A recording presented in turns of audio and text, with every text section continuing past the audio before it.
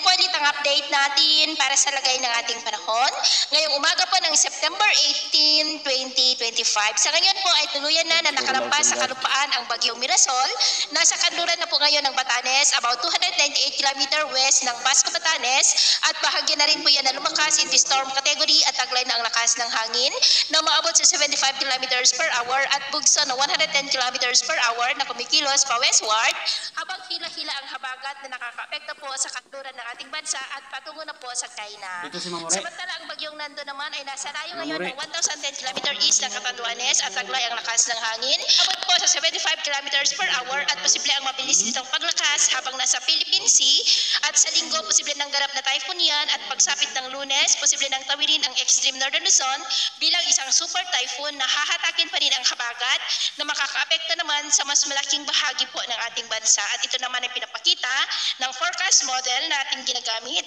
hanggang po sa susunod na 2 linggo. At sa lagay ng ating panahon ngayong madaling araw dahil sa habagat, drop ng bagyo at mga localized thunderstorm ay may mga isolated rains sa ilang bahagi ng Ilocos Region, Cordillera, Cagayan, Isabela, Nueva Vizcaya, Central Luzon, southern part ng Quezon, Marinduque, Mindoro, Palawan, Antique, Sulu Archipelago, Zamboanga Peninsula at dyan po sa may extreme northern Luzon.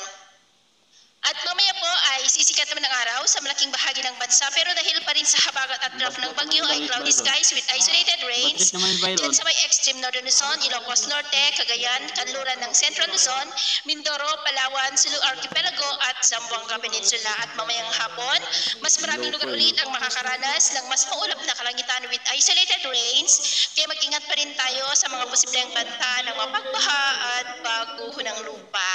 At sa atin naman pong mga baybayin, wala naman po tayo nakataas na namang gale warning signals pero may pag-ingat lamang po